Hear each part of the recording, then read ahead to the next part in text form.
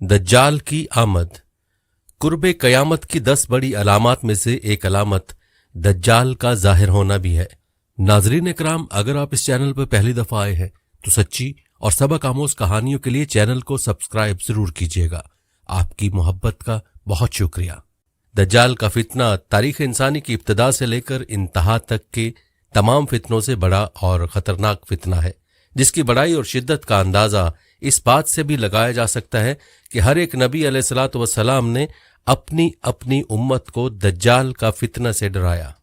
दज्जाल का मायनी है बहुत ज्यादा झूठा शख्स, क्योंकि दज्जाल भी हक के साथ बातिल को मिलाकर झूठ बोलेगा, इसलिए इसे दज्जाल कहा गया है। ये अव्वलन खुद को मोमिन जाहिर करेगा और लोगों को भलाई की तरफ बुलाएगा, लेकिन फिर नबूवत का और आखिरकार खुदाई का दावा करेगा। मशहूर है कि उसकी असल यहूद से होगी। हकीमुल उम्मत मुफ्ती अहमद यार खान नईमी रहमतुल्लाह अलैह फरमाते हैं, दज्जाल 2 किस्म के हैं, छोटे और बड़े। छोटे दज्जाल बहुत हुए और होंगे। हर झूठा नबी, झूठा मौलवी, सूफी जो लोगों को गुमराह करें वो दज्जाल हैं। बड़ा दज्जाल सिर्फ एक ही है जो दावा खुदाई करेगा। इमाम मोहम्मद बिन अहमद कुर्तबी रहमतुल्लाह अलैह फरमाते हैं, दज्जाल और कुर्बे क़यामत इसके ज़ाहिर होने पर एतकाद रखना बरहक, और यही अहले सुन्नत बिल अमूम फ़िक़्ह कराम और मुहद्दिसीन इज़ाम का मसलक है। मुख्तलिफ अहादीस में दज्जाल का हुलिया बताया गया है। इन तमाम को सामने रखने से दज्जाल का जो हुलिया सामने आता है वो ये है कि दज्जाल एक जवान मर्द होगा, दराज कद और एक आंख से काना होगा, और कानी आंख ऐसी होगी जैसे फूला हुआ अंगूर हो, जबकि इसकी एक आंख खून आलूद होगी। इसका सीना चौड़ा और जरा सा अंदर की तरफ धंसा हुआ होगा। दज्जाल की पेशानी चौड़ी होगी और दोनों आंखों के दरमियान काफ फे रे यानी काफिर लिखा हुआ होगा, जिसे हर मुसलमान पढ़ सकेगा, चाहे उसे पढ़ना आता हो या ना आता हो, और इसके बाल घुंघरियाले होंगे। दज्जाल के निकलने से पहले दुनिया की बहुत बुरी हालत होगी, जैसा कि अहादीस मुबारका के मज़ामीन से पता चलता है कि उसके निकलने से 3 साल पहले ही दुनिया में आम कहत फैल जाएगा। पहले साल आसमान 1/3 बारिश और जमीन 1/3 पैदावार रोक लेगी। दूसरे साल आसमान 2/3 बारिश और जमीन 2/3 पैदावार, जबकि तीसरे साल आसमान सारी बारिश और जमीन सारी पैदावार रोक लेगी, हत्ता कि आसमान शीशे का और जमीन तांबे की हो जाएगी। उस खुश्क साली के सबब तमाम चौपाए हलाक हो जाएंगे, फितने और कत्लो गारत गरी आम हो जाएगी, आदमी एक दूसरे को कत्ल और जिला वतन कर रहे होंगे। तब दज्जाल मशरिक की समत एक असबहान या खुरासान नामी शहर से निकलेगा। ग़िज़ाई कहत के अलावा इल्मी और रूहानी कहत भी बर्पा होगा। दीन के सिलसिले में लोगों में ज़ौफ़ पैदा हो चुका होगा। उलमा और दीनदार लोगों की किल्लत होगी। दज्जाल ज़मीन पर 40 दिन रहेगा, जिनमें से एक दिन 1 साल के बराबर, एक दिन 1 माह के बराबर और एक दिन 1 हफ्ते के बराबर, जबकि बाकी अय्याम साल के आम दिनों की तरह होंगे। इस मुद्दत में दज्जाल अपने गधे पर सवार होकर सारी दुनिया का चक्कर लगाएगा। गधे का जुस्सा इतना बड़ा होगा कि दोनों कानों के दरमियानी फासला 40 हाथ के बराबर होगा, और इस गधे की रफ्तार का यह आलम होगा कि 1 कदम उठाएगा तो 1 मील की मुसाफत तय करेगा, और रुए जमीन का कोई मैदानी, सहराई और पहाड़ी इलाका ऐसा बाकी नहीं बचेगा कि जहां वो ना जाए। अलबत्ता मक्का मुकरमा और मदीना तैयबा पर फरिश्तों का पहरा होने की वजह से उनमें दाखिल ना हो सकेगा, बल्कि मदीने के बाहर दलदली जमीन में पड़ाव करेगा, और मदीना पाक में जलजले के 3 झटके आएंगे, जिसकी वजह से हर काफिर और मुनाफिक मदीना से भाग निकलेगा और दज्जाल से जा मिलेगा। उस रोज मदीना पाक हर मुनाफिक और फासिक मर्द औरत से खालिस व पाक हो जाएगा।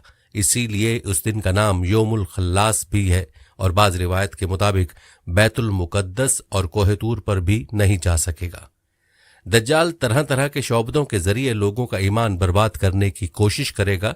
हदीस मुबारका में है कि दज्जाल के साथ रोटियों के पहाड़ होंगे। दज्जाल के पैरोकारों के अलावा बाकी लोग सख्त तकलीफ में होंगे। उसके साथ 2 नहरें होंगी, जिनमें से एक को जन्नत और दूसरी को दोज़ख कहेगा। दर हकीकत जिसे वो जन्नत का नाम देगा वो दोज़ख, और जिसे वो दोज़ख का नाम देगा वो जन्नत होगी। उसके कहने पर आसमान से बारिश बरसेगी और लोगों के सामने वो एक शख्स को कत्ल करके फिर जिंदा कर देगा।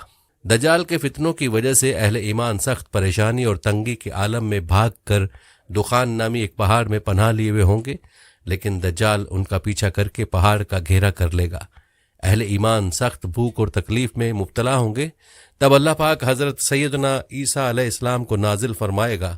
حضرت سیدنا عیسیٰ علیہ السلام کو دیکھتے ہی دجال ایسے کھلے گا جیسے پانی میں نمک گھلتا ہے، اور آپ علیہ السلام دجال کو مقام لطف پر قتل کریں اور اس کے پیروکاروں میں سے کسی ایک کو بھی زندہ نہ چھوڑیں گے۔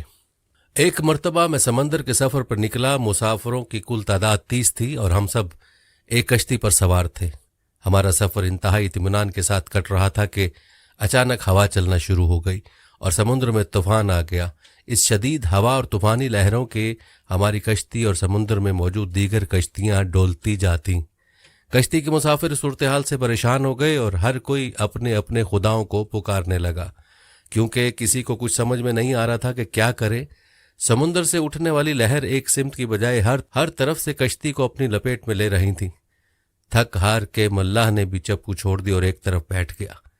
اب ہم میں سے ہر کسی کو یہ یقین ہو چکا تھا کہ ایک موت یقینی ہے۔ سورج غروب ہونے کا تھا اور اس کی روشنی آہستہ آہستہ ختم ہوتی جا رہی تھی۔ شام کا اندھیرا اور منزل کا کوئی پتہ نہیں تھا۔ یہ بھی خبر نہ تھی کہ کشتی کس سمت میں جا رہی ہے اور سمندر کی لہریں اب کب تک کشتی کو سلامت رہنے دیں گی۔ اس خوف و ہراس کی حالت میں رات گزر گئی اور صبح کی ہلکی ہلکی روشنی پھیلنے سے ہر طرف اجالا ہی اجالا ہو گیا۔ کشتی کے رات بھر ہچکولے کھانے کے بعد کسی کو کچھ خبر نہ تھی کہ ہم کہاں پہنچ گئے۔ پھر اگلا دن بھی اسی کیفیت میں گزرا اور پھر اسی طرح رات کے بعد دن اور دن کے بعد رات آتی گئی اور ہماری کشتی کو سمندر میں پھنسے ہوئے پورے 30 دن گزر گئے۔ پھر اچانک 30 دنوں کے اس صورتحال کے بعد بھول بھٹکے مسافروں کو دور سے ایسا نظر آیا جیسے درخت سمندر میں کھڑے ہوں۔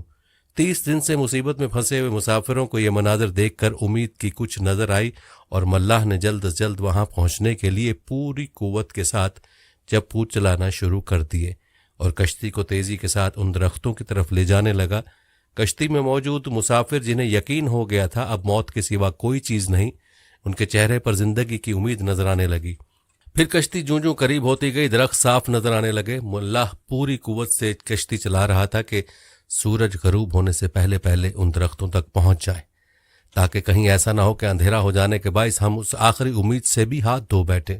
پھر کشتی آہستہ آہستہ ان درختوں کی طرف بڑھتی رہی اور جب درخت قریب ہوئے تو سارے مسافروں کو یہ جان کر خوشی ہوئی کہ یہ سمندر میں واقع کوئی جزیرہ ہے۔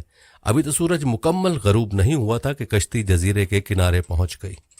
مسافروں کو اس جزیرے پہ اترے زیادہ دیر نہیں گزری تھی، درختوں کے درمیان میں سے ایک عجیب و غریب جانور نکلا۔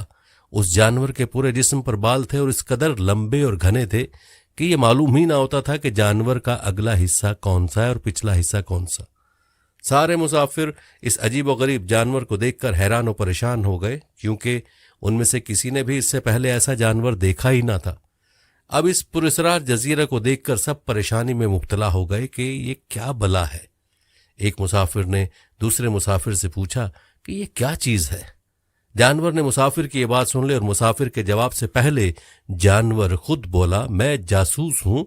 جانور کے انسانوں کی طرح گفتگو کرنے سے تمام مسافر مزید پریشان ہو گئے، کیونکہ آج تک انہوں نے کسی جانور کو انسانی زبان میں بولتے نہیں دیکھا تھا، نہ سنا تھا۔ چنانچہ سب یہ سمجھنے لگے کہ ہو نہ ہو یہ کوئی جن ہے اور ہمارے سامنے آ گیا ہے۔ تمہاری جاسوسی کا مقصد کیا ہے اور تم کس کے لیے جاسوسی کرتے ہو؟ ایک مسافر نے ہمت کر کے اس سے پوچھا۔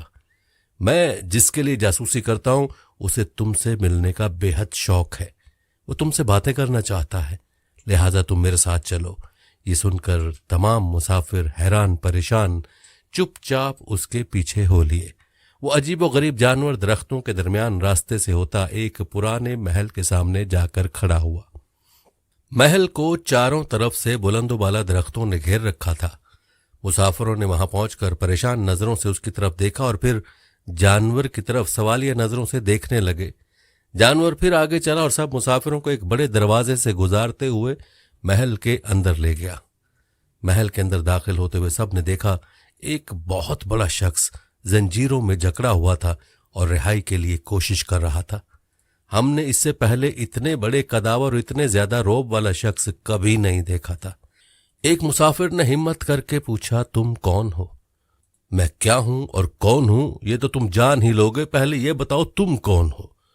اس نے سوال کرنے والا مسافر سے پوچھا ہم عرب قبائل لخم اور جذام کے لوگ ہیں، اور ساتھ ہی اس مسافر نے اپنے ساتھ بیتی اور یہاں تک پہنچنے کی ساری داستان بتا دی۔ اس قید میں جکڑے ہوئے شخص نے کہا ذرا مجھے نخلستان بسان کے متعلق تو بتاؤ، اس کے متعلق کیا جاننا چاہتے ہو؟ ایک مسافر نے پوچھا۔ خبردار، ان قریب ان پر پھل لگنا بند ہو جائے گا، وہ قیدی غصیلے انداز میں بولا۔ پھر وہ مسافروں سے مخاطب ہوئے کہنے لگا اچھا قبرستان کے دریاؤں کے متعلق تو بتاؤ۔ مسافروں نے کہا دریا کے متعلق کیا پوچھنا چاہتے ہو؟ وہ بولا اس میں پانی ہے؟ مسافروں نے کہا ہاں اس میں پانی ہے۔ اس نے کہا عنقریب اس کا پانی ختم ہو جائے گا۔ پھر وہ کہنے لگا کہ زغر کے چشمے کے متعلق تو بتاؤ، کیا پوچھنا چاہتے ہو؟ مسافروں نے کہا یہی کہ اس چشمے میں پانی ہے کہ نہیں، اور اگر وہاں پانی ہے تو پھر وہاں کے لوگ چشمے کے پانی سے کھیتی باڑی کرتے ہیں؟ پھر وہ پوچھنے لگا اچھا مجھے بتاؤ کہ امیوں کے نبی محمد کے بارے میں تو بتاؤ۔ مسافروں نے جواب دیا انہوں نے مکہ سے اپنی دعوت کا اعلان کیا اور اب وہ مکہ سے نکل کر یثرب میں موجود ہیں۔ کیا وہ عرب کے لوگوں کے ساتھ کوئی لڑائی لڑے؟ عربوں نے لڑائی میں ان کے ساتھ کیا سلوک کیا؟ قیدی نے پوچھا۔ جواب ملا وہ بہت سے عربوں پر غالب رہے اور بہت سے عربوں نے تو ان کی اطاعت بھی قبول کر لی ہے، اور اب وہ خود کو ان کے تابعداری میں رکھتے ہیں۔ یہ سنتے ہی وہ غصے سے پھنکارا اور زنجیروں کو جھٹکا دیا۔ پھر مسافروں کو مخاطب کر کے بولا میں اب تم کو خود سے متعلق بتاتا ہوں کہ میں دجال ہوں، اور تمہاری باتوں سے معلوم ہوتا ہے کہ مجھے یہاں سے نکلنے کی اجازت ملے گی۔ میں پھر اس جزیرے سے نکلوں گا اور 40 دن میں ساری دنیا گھوموں گا۔ دنیا کی کوئی بستی اور گاؤں ایسا نہیں ہوگا جہاں سے میرا گزرنا ہو۔ ہاں مکہ اور مدینہ میں جانا میرے بس سے باہر ہے، مجھے وہاں جانے کی اجازت نہیں۔ میں ان دونوں شہروں میں جانے کی کوشش بھی کروں گا تو فرشتے میرے سامنے رکاوٹ بن جائیں گے، ان کے ہاتھوں میں تلواریں ہوں گی اور وہ مجھ سے لڑیں گے۔ یہ داستان ہمیں ایک صحابی نے سنائی جو اسلام قبول کرنے سے پہلے عیسائی تھے۔ یہ عجیب و غریب سا واقعہ دیکھنے کے بعد وہ آپ صلی اللہ علیہ وآلہ وسلم کی خدمت میں حاضر ہو کر مسلمان ہو گئے۔ ناظرین اکرام، اگر آپ اس چینل پر پہلی دفعہ آئے ہیں تو سچی اور سبق آموز کہانیوں کے لیے چینل کو سبسکرائب ضرور کیجیے گا۔ آپ کی محبت کا بہت شکریہ۔